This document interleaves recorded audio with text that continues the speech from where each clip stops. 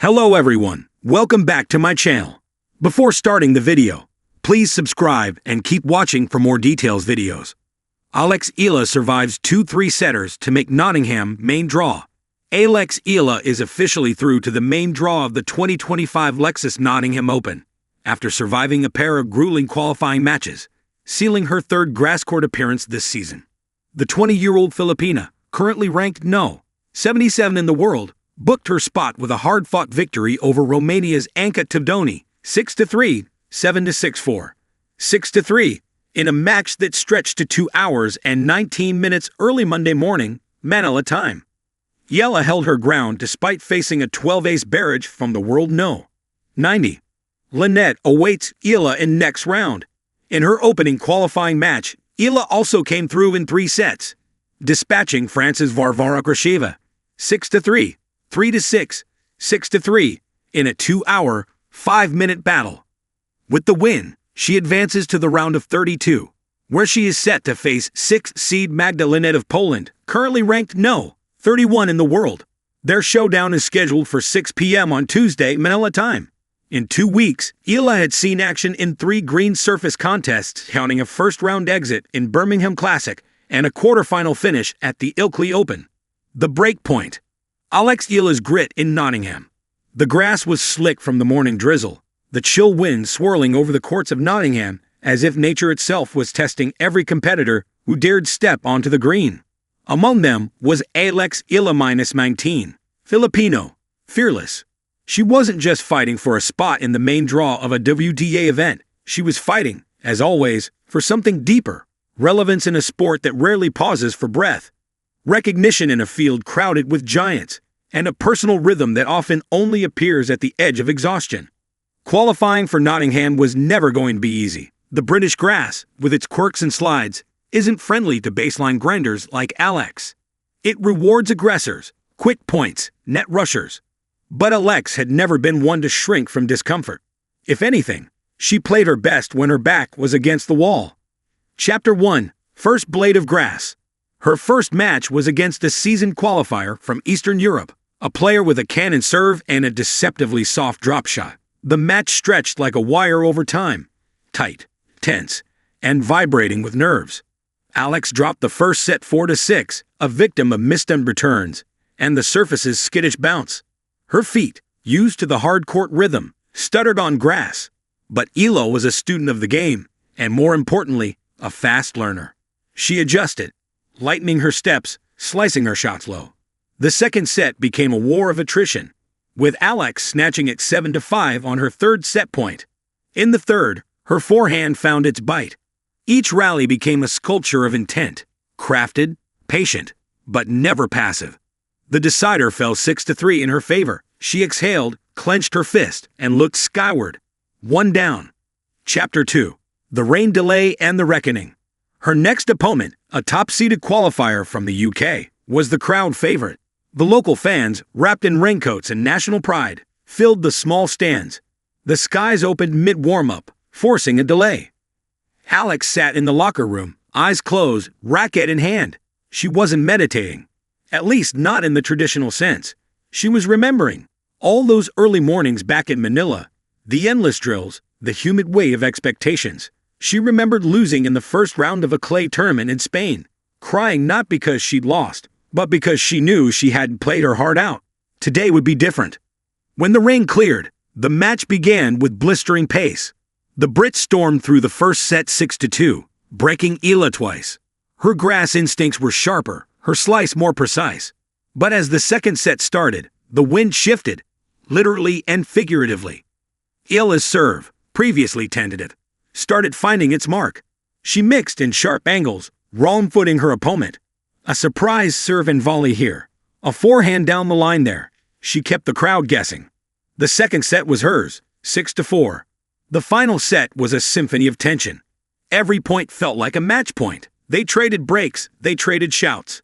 At 5-5, Alex saved 2 break points, with aces that felt like exclamation marks. She held, then broke, 7-5. Match done. 2 3-set wars. Main draw, unlocked. Chapter 3. The quiet after the roar. There was no confetti, No TV cameras swarming.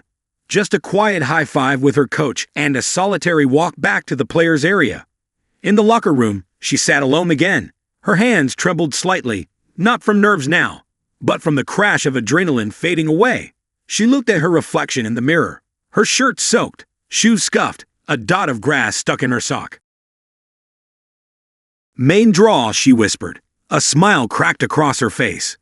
This wasn't a Grand Slam final, but for Eala, this moment was its own victory, a testament to persistence in a sport that punishes inconsistency, that romanticizes talent but rewards discipline.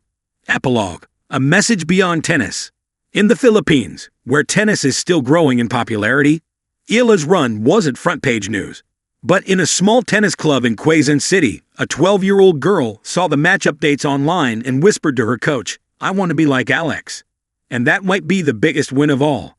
Because for all the rankings, titles, and trophies, sometimes the truest victories are the ones that inspire someone else to believe in their own. In the soft whispers of English summer, where the grass glistens under a rare sun and tradition, looms like ivy on ancient walls, a 19-year-old Filipina quietly etched her name deeper into the world of professional tennis. Eala, no stranger to grinding her way through the ranks, fought tooth and nail through 2 exhausting 3-set qualifiers to secure her place in the Nottingham main draw, a battleground for the elite on the road to Wimbledon. This wasn't just another tournament. This was survival. This was belief wrapped in sweat and silence. And for Eala, this was another step in proving that the tropics can grow not just palm trees, but champions. Chapter 1. Grass and Grit. Nottingham, often seen as a prelude to Wimbledon, has a peculiar charm. It's a proving ground for players still carving out their niche on grass, a surface that demands both finesse and courage.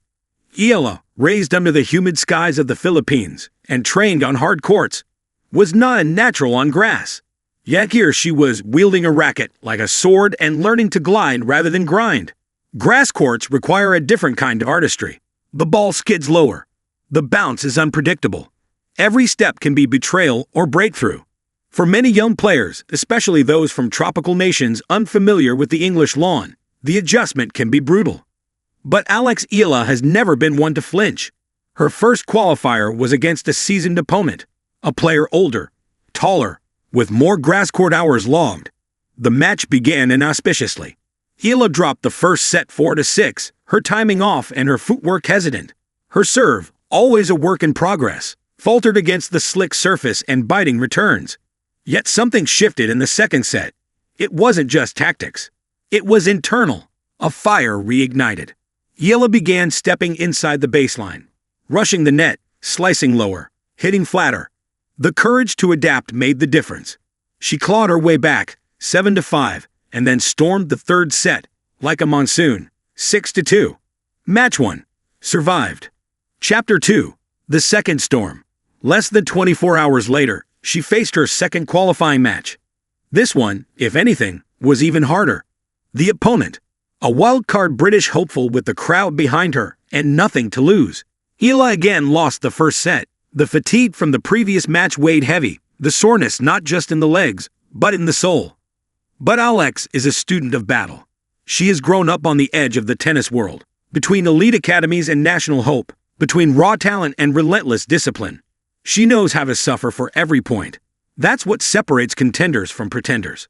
The second set saw her dig deeper. She played smarter, changing pace, hitting with variety, testing the Brits' movement.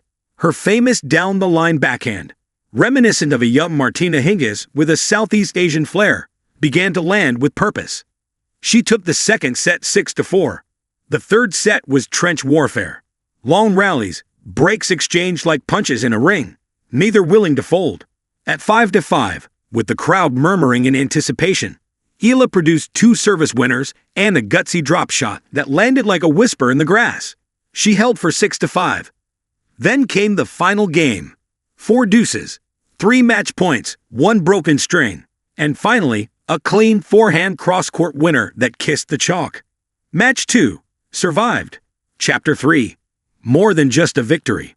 Reaching the Nottingham main draw was not just a win in the literal sense. It was a declaration. The road to the top of tennis is littered with those who almost made it. For Eala, Still not yet 20, every small milestone is a mountain climbed. And yet she plays with the calm of someone who knows she belongs.